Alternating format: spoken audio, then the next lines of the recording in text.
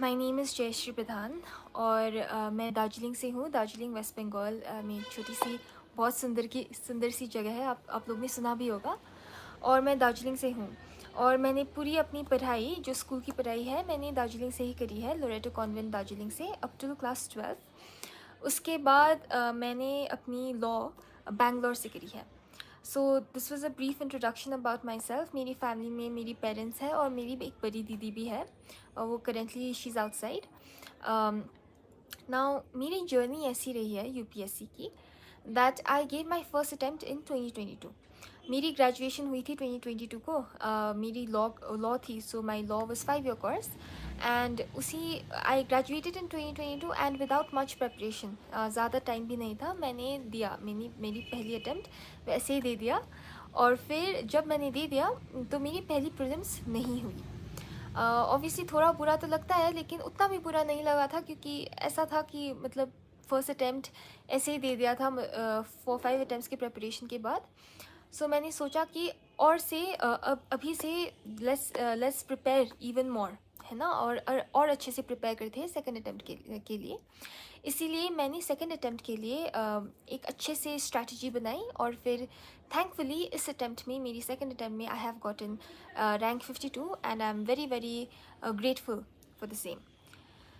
तो फिर अभी मैं अपनी जो सक्सेस है उसकी क्रेडिट किसको देना चाहूँगी?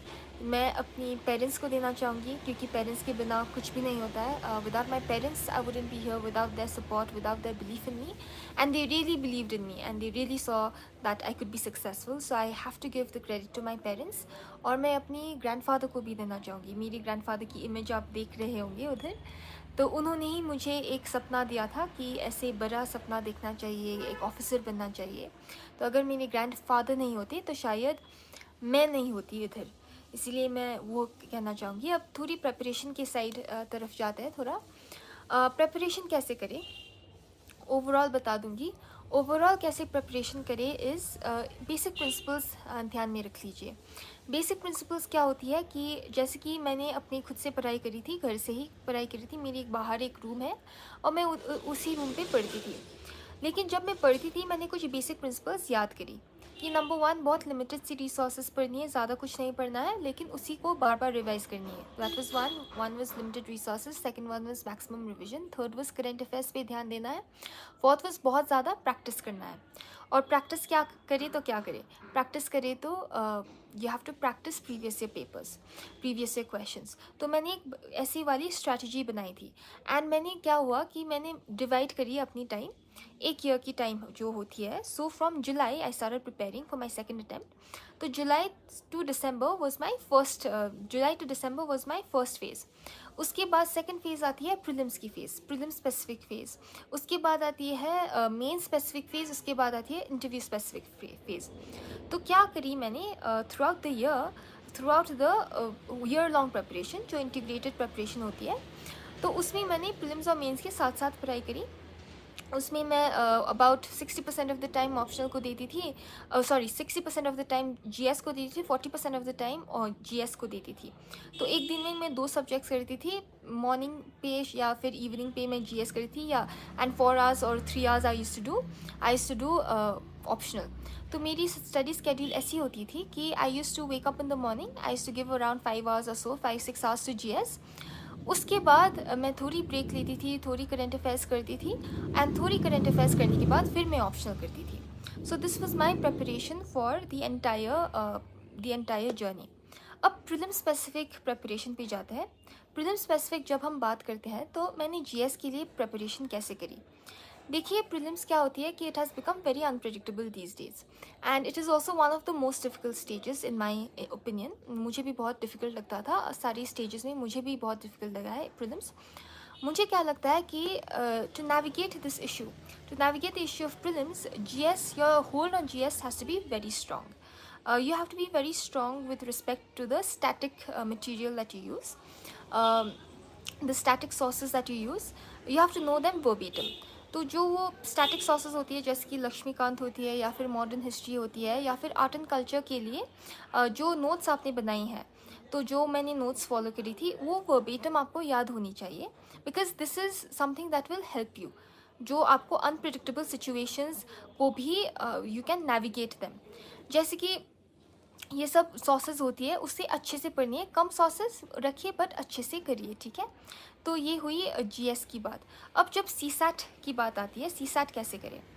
Now when we talk about CSAT, मैंने सीसैट की preparation around 2 to 3 months ago, before prelims I started my CSAT preparation. Now what did I do for CSAT? For CSAT what I did is I kept this time. So from 2 o'clock to 3 o'clock, 1.5 hours I used to keep, and I used to practice every day for CSAT. मैं CSAT के लिए क्या करती थी कि मैं online जाती थी और प्रीवियस ईयर पेपर्स सॉल्व्ड देखती थी, ठीक है। तो मैं सॉल्व्ड प्रीवियस ईयर पेपर्स देखती थी CSAT की, जैसे कि if there is a question on time and work, तो टाइम एंड वर्क मैंने सॉल्व करी। उसके बाद मैं ऑनलाइन जाके उस पर टाइम एंड वर्क पे I to look up a particular video, and उस वीडियो पे बहुत सारे डिटेल्स में बहुत ज़्यादा कॉम्प्लिकेटेड क्वेश्चंस भी करवाते थे। तो मैं वो ऐसी वीडियोस देखते देखते सीख गई, और बीच बीच में मैं मॉक्स भी देती रहती थी। So I would know that I am on the safe side of CSAT and I can clear it. To clear CSAT and to clear GS, both of them I think practice is very important. आप लोग practice बहुत ज़्यादा करिए prelims के लिए, and if you can practice a lot for prelims then I think you can make it through. अब mains की तैयारी कैसे करें और कैसे शुरू करें। देखिए, पहले तो मैं ये बताना चाहूँगी कि मेंस और प्रीलिम्स की प्रिपरेशन जो होती है थोड़ा इंटीग्रेटेड ही होती है। स्पेशली मैंने फेजेस के बारे में बात करी, तो जो फेजेस के बारे में बात करी मैंने कहा कि अप टिल दिसंबर आप साथ में कीजिए, ठीक है, आप साथ में कीजिए। मैंने साथ में करी थी। उसके बाद I had shifted to prelims specific preparation. But prelims के बाद जो मेंस की प्रिपरेशन होती है ना, वो थोड़ी डिफरेंट होती है। कैसे डिफरेंट होती है? क्योंकि उस वक्त आप सिर्फ फैक्चुअल इन्फॉर्मेशन पे ध्यान नहीं देते हो, आप बहुत ज़्यादा एनालिसिस पे ध्यान देना पड़ता है आपको। So you have to analyze a lot. So आपकी जो मेंस प्रिपरेशन होती है, it starts with your syllabus, ठीक है। It starts with your syllabus. What does that mean?